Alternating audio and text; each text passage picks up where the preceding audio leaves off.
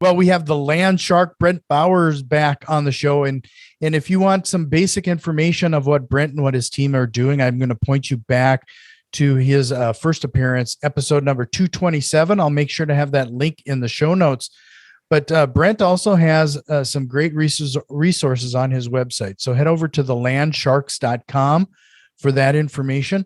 But Brent, I really appreciate your time here today. And it sounds like we got some catching up to do. You got a lot of things going on. Yeah, it's been a while since we've talked, Jack.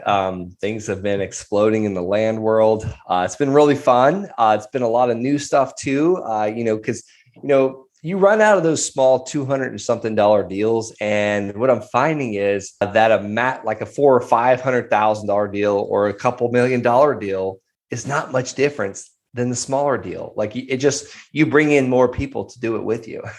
So right. A lot of cool things have been happening. So Brent and his crew, they buy and sell land, raw land in different scenarios here. And that's, you're leading right into it. One of the biggest change since the last time we talked is it sounds like you are landing some much larger deals than what you did a year ago. Yeah. And it's amazing. I mean, you start doing this, people find out that you're the land shark or you're the land guy in their area, referrals come your way. And it's so funny. We actually purchased a piece of land right in the city of Colorado Springs from a gentleman that we had spoken to years ago. And he's like, look, I got this couple acres. We actually purchased it from him for $1.2 million. And what's really cool is we raised $600,000 those funds from the local meetup that I ran, from just friends, like people I've made friends with. We did a syndication. That way everyone was protected. And we had the seller carry the remaining $600,000, called the seller carryback, at 0% interest and 0 payments for 12 months while we got the developer, to break ground, all these things. So that was the first one. Now we're working on an RV park. And so things have kind of evolved into bigger deals. Now, granted, that we still have the foundation, the 116 notes paying us every single month. Yes. And all that land is debt free.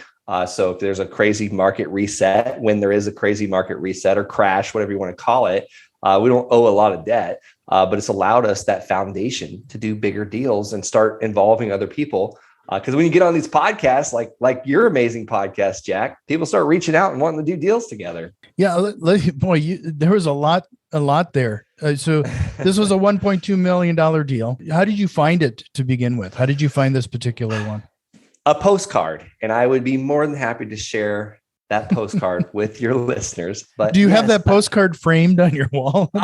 We've bought tens of millions of dollars with this simple little postcard. And I give it out all the time, but it hasn't changed. It's black and white. It's super simple. It costs us like 39 cents at the mail house, and they send it out for us. But it's simple. It's like, hey, Jack, if you're interested in selling your land at 123 Main Street, or maybe your land doesn't even have a address, Barbella Lane or whatever it's called, whatever the street address is.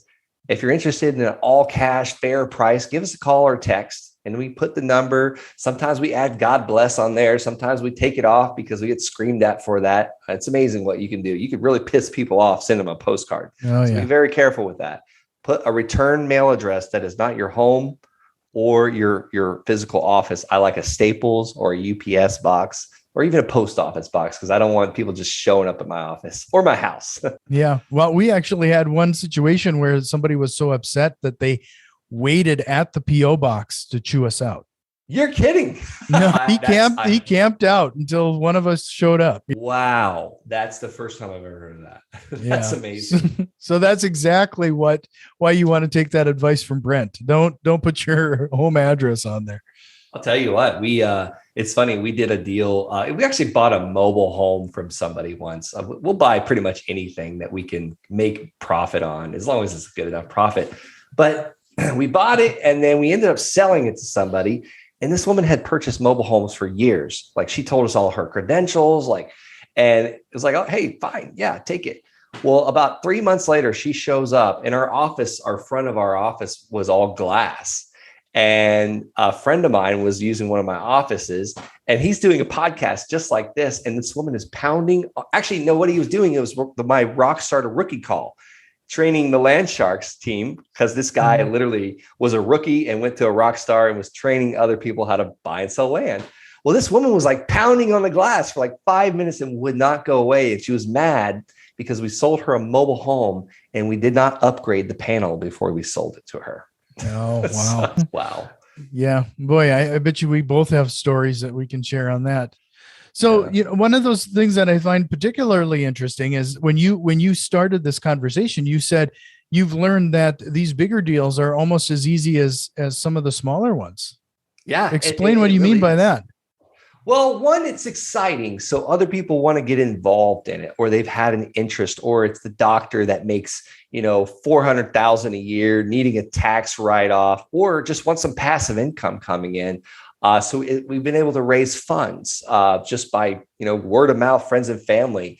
And sometimes we weren't looking for it and it came to us. It's like, well, when we come across something, I'll reach out, and guess what? Something always comes. There's not as many land buyers when you get up in the higher range. And there's really not a lot of land buyers anyways. Like I always say, there's virtually no competition in this business because most people drive by land every single day and we don't even look twice at it. Like, because there's no mobile home parks or storage units or multifamily or a single family residence to rent out or fix up and flip and make money. It's just vacant raw land. How we're making our money on most of it is we're getting at a massive discount. Or we're getting it at a small discount and selling it for a profit, or this 36-acre RV park that we're about to develop or we're about to purchase and develop. I mean, we're getting it at somewhat of a discount, but what we're going to turn it into is going to be a cash cow. So it's these small deals eventually turn into big deals. It's like, the evolution. If you would have talked to me, because I told you on the first episode that you just mentioned, I talked to you about the $300 land deal, the $285 land deal, selling it for $5,000. If you would have approached me 7 years ago with the $2 million land deal, I would have been very nervous. But it's amazing what things can evolve into. I mean, and it doesn't take a lot more time. The basics are still there. It's the fundamentals, the small basics that you got to check the same things. And it's just doing a bunch of small little things. One of the things that you also mentioned here is that in this particular case, you paid $600,000 down and $600,000 as a carryback with the seller. Do you find that type of strategy is more receptive to those larger deals and those type of sellers? Yes, because, it's really easy to keep the seller on board if you show them a way that they're going to make more money. Because there's not a lot of people walking around just purchasing raw vacant land with, $1.2 million in their pocket.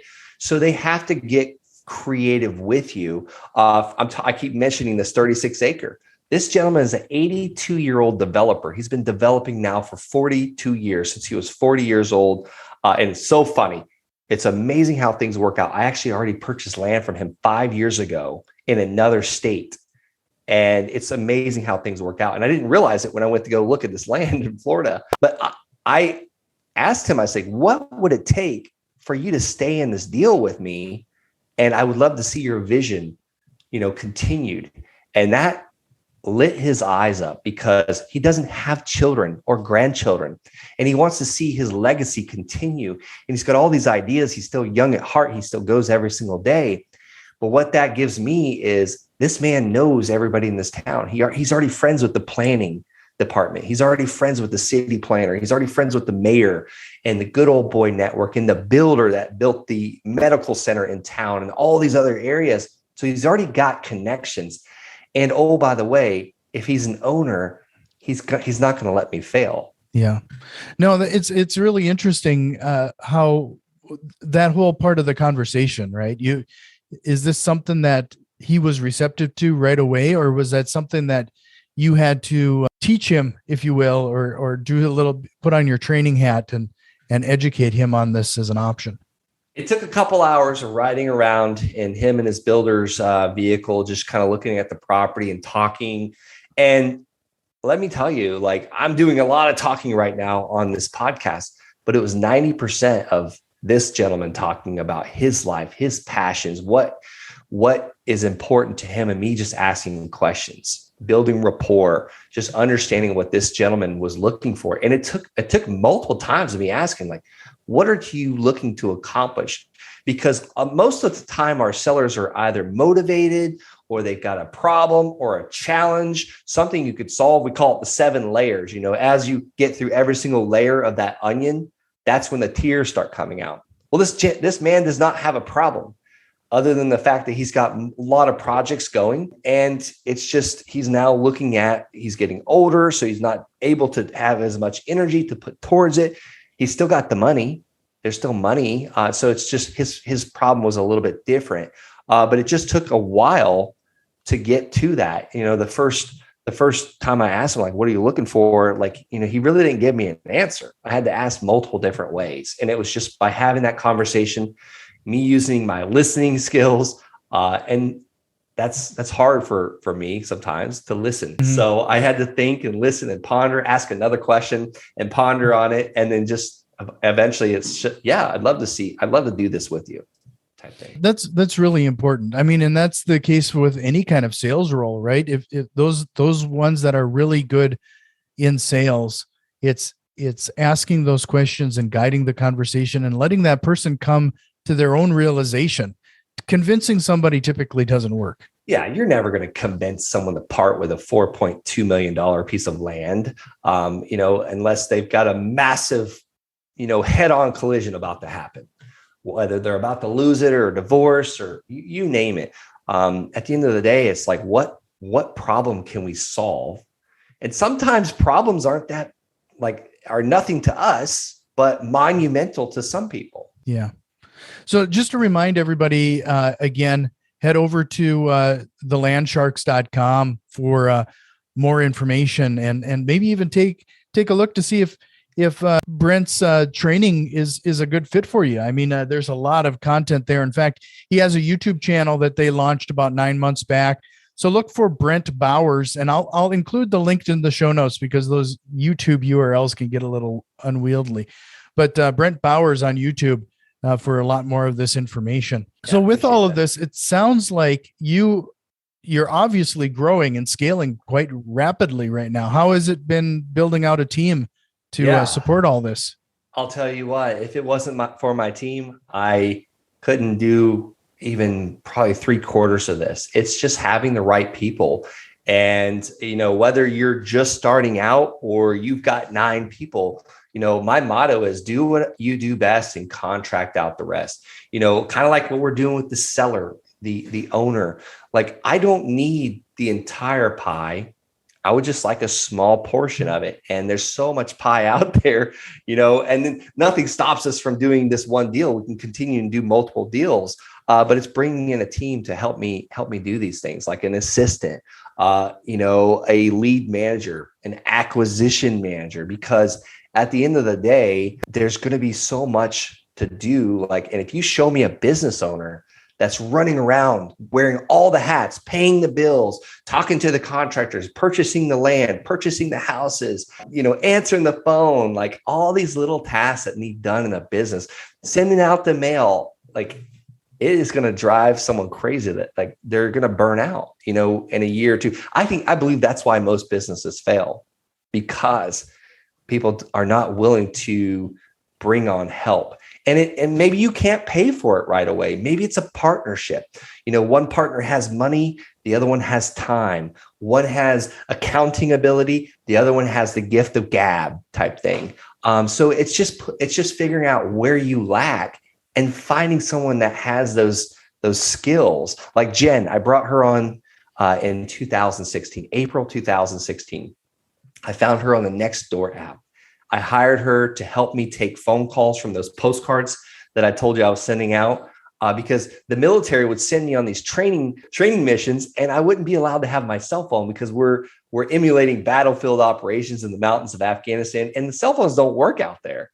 So they'd take my phone, and I just sent thousands of dollars in mail and postcards, and I would literally cry because I would come back to all these voicemails and these guys had already sold the property or the house or the land, because I just went into debt to send that mail and I didn't get to work those leads. So I brought Jen in April 2016. She's still with me today. I invited her to my home after I talked to her several times on text and phone calls. I feel like you're going to be a great fit. Come meet me my wife and my newborn son. She thought it was kind of weird that I was inviting her to my house, but she was right down the street. But I just wanted to show her where I was at. Meet me where I'm at, and I'll meet you where you're at, and come grow with me. And she was just saying on my team call yesterday how that was like, she reminded me about that, how that was one of the greatest decisions of her life. She now owns her house free and clear. She has no debt whatsoever. And when I met her, she was renting a property. So it's not just you that's going to grow. You got to allow your team to grow as well with you. Yeah. So it's interesting, that's a very good point, is the concept of probably taking an honest assessment of your skill set and maybe even what you like and what you don't like to do, and try to fill those gaps in first. Is that fair? Dead on. Absolutely. 100% accurate. So, I think it's especially interesting that you brought her into your home and understood each other where you're both at. That's a particular interest. I haven't heard of anybody really doing that up until now. I was just starting out. I don't do that anymore. That was the first hire. The second hire didn't get that treatment because now I'm renting an office, or before it was a co-working and shared space. Then we were renting an office. Then we bought an office. Now it's more of a professional type environment.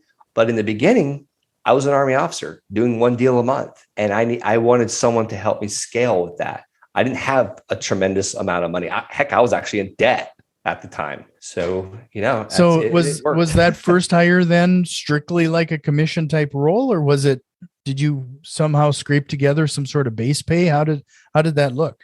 You know what? She didn't actually start receiving a base pay up until about 12 months ago. She was 100% commission only for years. The reason why she started getting a base pay was because she's training pretty much everyone that comes into the company now as well. So we wanted to provide some type of, pay for that. So yeah, it was a 100% commission because I didn't have the funds for the base pay. And look, not everybody's going to jump at that type of situation, but she was in the right part of her life. She just came out of another business situation and was looking for an opportunity. And, things aligned and made it to where we were able to connect. Well, you must have provided something to make her feel comfortable that this is something that would work, or that it's a viable option for her. Like what did you do or say or provide to her to make her comfortable in a commission only type role like this? I sat next to her at the living room couch and around the coffee table and opened my hands and showed her the palms of my hands and said, this is where I'm at. This is what we're doing. This is where I plan to be. Are you ready for an adventure? And that's it. Like, I was honest. Like, it was so transparent where we were at, what we were planning to do. Like, me and my wife would write like letters in the basement at nighttime when I would get home from work. Like, this started from nothing. It came from nothing. And that's, like you always hear about, Apple was started in the garage of their home. Like, it's like, that's where it became. Like, for me, it was my basement. Right. So, another option here too, then, is that you dived into the syndication game. I'm sure that's another aspect where you had to build out your team to accomplish something new. Absolutely. And it's just hiring the right syndication attorney. And I mean, now I've hired 3 different syndication attorneys. And let me tell you, they're not all created equally. The third one I found is helping me with the pitch deck. And the pitch deck is basically what shows like all the dynamics of the property for the listener, what your investors will make, because I had no clue how to build a pitch deck. I just knew there was a better way than what the garbage I was putting together. And I say garbage, it was all the facts, but it wasn't pretty. Like, it was just like, hey, here's the facts type thing. And there's people out there that put professional designs together. And this syndication attorney is showing me how to hire this out for a very affordable price. And that's your team member. Like, you don't have to be paying them a weekly or a monthly salary. Your team member could be your real estate agent, your commercial agent, your attorney, your title company. These people don't have to be on your payroll. Yeah. So was it something like, was this another aspect of a task that you might have previously going, syndications, that's something beyond me that you might not want to tackle, and then you dived into it? It was a little easier than you would have guessed. 1000%, Jack. You hit it on the head, because I never had an interest in it because it seems so complicated. But now I'm coming across deals like, man, that looks like it would be a good deal. It's $2 million. I don't really have $2 million sitting in my bank account. So how can I bring people in to do it? And then the first one that we syndicated, we totally did it the wrong way. We didn't realize we needed to do a 503B and all the regulation D, all that stuff. So we went in reverse and fixed everything. So it's like we kind of built the plane in the air and realized, like, yeah, we need to make sure we take care of our partners on this. So we went in reverse, hired the attorney, fixed it all. But yeah, it was totally complicated. But once you do once, it's like riding the bicycle one time. Hopefully you fall off with minimal damage, but you get back on and do it again. So when you do a syndication for land, is it more, do you have to provide like a dream, or not a dream, but kind of the plan for the land, how it's going to be developed, kind of a bigger picture? Do you have to draw that image for people, or how does that look? Absolutely. You got to paint the picture. You got to show exactly what's needed. What does the engineering look like? What's the mobile home park going to look like? Where's the clubhouse going to be? Where's the pool? Where's the highway? What's needed? How much money? How long is it going to take to build these out? How many phases of the operation? Never mind. That sounds like the Army officer talk. How many phases of the development will it be? How long is it going to take to build out? What's it going to take to get funds in? Is the land making money currently right now? Yes, it is. Here's how much. Here's what we could do as far as site pads. Here's the potential tenants, like a Cumberland Farms or a Wendy's, things like that. And it's just really the whole entire operation that's going to happen over the phases, when it's going to happen. And then what's the preferred return? What are your other investors or partners, your funding partners, going to get? What percentage? And then what percentage are they going to get as far as profit? And how long is this going to take? Because that's one of the main questions that a lot of investors have, is like, how long do I have to have my money in this deal for? Mm-hmm. So you want to give all that as much as possible. Absolutely. Yeah. So when you were talking to some of these potential syndication people that are investing their funds into this, is that a big educational task as well, or do they kind of get it?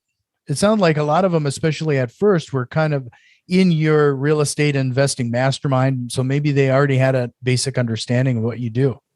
Absolutely. I would say your close relationships are the best ones to start. For example, I'm talking about the 36-acre RV park now. I made 2 phone calls and I'm literally on the land. So what a better time than when I'm excited about the opportunity and the project. I'm standing on the land, made 2 phone calls. The first 2, I was able to get $2 million promised to me right there. Now I got to go home and build a slide deck, a pitch deck, and present the facts that I'm just telling them over the phone. So yeah, at first it's the warm market, and we have enough money to purchase the land now. And one thing I learned, and I'll just share my be very transparent with the listeners. One thing I learned, I thought I needed to raise all the funds to have all the building funds and the purchase price. But I learned something the other day from the syndication attorney. He's like, no, that's dead money. You don't want that money sitting still. Like, raise it when it's time to need it. As far as when it's time to start with the roads and the construction and the sewer lines, raise that money when it's time, after you purchase land, because you don't want your investors' capital just sitting there doing nothing. And I was like, light bulb moment. That's so brilliant. Because I was like a little nervous, because I was waiting to get my letter of intent, my LOI, after I had all the funds, which I was kind of doing it backwards. And you don't know these things until you just do it. Like, you could hire somebody, you can hire a coach and learn it, which I highly recommend. Always hire a coach, because they're going to save you so much time, so much money, so much grief, so many mistakes. But it's hire someone that's done it, or partner with someone that's already done it. Yeah, I can't echo that enough. The concept of hiring a coach, it's just another investment that you really need to consider making. And you really need to take a moment and see it as, okay, if I make this investment, what type of return could I possibly get out of it? And that almost has to be planned as well. What do you expect? Because once you learn and you hire a coach, you have to implement and take action with that new information. Otherwise, you've just wasted that investment. So true. Yes, the action is the most important aspect. I mean, you could read, like I got this library of books right here. I could read and read and read and read and sit, and all that's going to happen is my butt's going to get wider and bigger, but I got to get up and take action, get on the computer. Like I was at an event all weekend long. I was at a training event, and I try and do something like that at least every couple months. But when I'm there, I'm like firing out emails. I'm sending text messages like, why not strike when that iron's hot so you can bend that metal? Because when I get home on Monday or Tuesday, I got home last night. I was a little tired before I jumped on this podcast, Jack, because I worked all weekend, but I'm not as excited as I was when I was sitting in that seminar and just in the moment type thing. So you got to take action. And the best time to take action is like when you're reading the material or getting the education, or like as soon as you hang up the phone with your coach. I tell people all the time on the Land Shark support calls, hey, hang up right now and go take action, because we just solved your problem. But we just talked about how to solve the problem. Now go and take action and do it. Like right now is like the best time. And then you can to pivot on this just a little bit. This is another example where we have to get our mindset right regarding hiring people, because that again is another investment. And how much more money or how further can you go? How further can you scale if you make the investment in another person? So good. Yeah. And if they're not an investment, if they're draining you, they're either not the right hire, or they're in the wrong seat on the bus. They might be better at accounting or sales. We hired an office manager a couple of years ago, Chrissy. She's just a blessing. Like she is the glue that holds our entire company together, but you won't believe it. She went from managing the office and paying the bills and keeping us organized to buying houses and land. And I remember her telling me on the interview, I never want to have to sell anything. I said, great. We're never going to ask you to sell anything. And guess what she does now? She buys houses and land. That's total sales all day long. So she changed seats on the bus. We're hiring another person in a couple of weeks. She's going to be my personal executive assistant, and she's going to help out with other things with the multiple companies, but she's going to be an absolute investment. Like she should 3X. Like if we're paying her $100,000 a year, she should bring us in at least $300,000 a year in overall revenue, right? Like investments. That's all they are, or your team members. Right. No, this is, as always, Brent, this has been a great conversation. I hope you take me up on the offer. You're welcome back anytime. You and I can we blew through another half an hour without even blinking an eye. But before I let you go, I wanted to remind everybody regarding your YouTube channel, definitely try to find Brent Bowers, Bowers on YouTube. Make sure you subscribe to his channel. The more people subscribe, the faster that's going to grow. So help Brent out on that.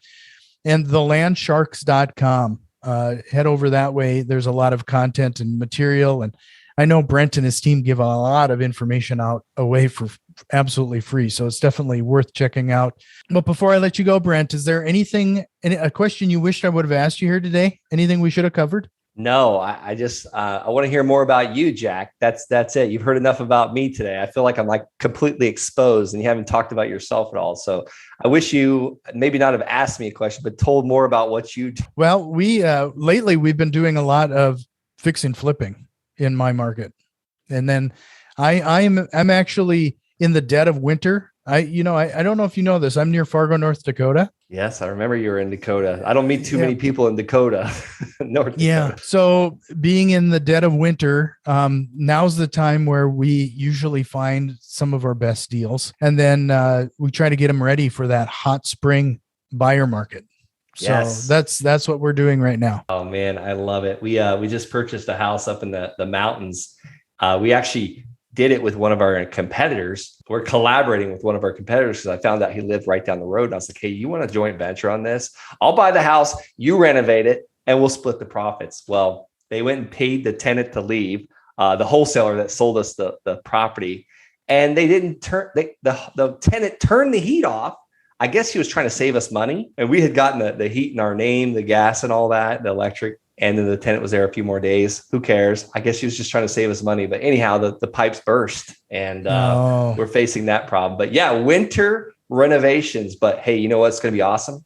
When spring hits, like that's going to be when the buyers come out and start opening up their wallets. Well, you mentioned trailer parks, and I think this happened probably around the last time you and I talked. We did own a trailer park at one point. Really? And last winter, I had 2 trailer houses, using space heaters. They were trying to keep their pipes unfrozen, and 2 of them caught fire and burnt to the ground, like gosh, within a week apart from each other. So that was crazy. So no space heaters in trailers anymore. Wow. I hope especially everybody was fine, but what a mess. It really can cause a problem. Man, the life of a real estate investor. Well, thank you so much, Jack, for having me. Thanks for sharing the YouTube channel. That means a lot. And I'm going to go to yours and subscribe right now as well. Well, I appreciate it. Thanks again, Brent. And like I said, you're welcome back anytime. It's always a great conversation. Thank you so much for having me.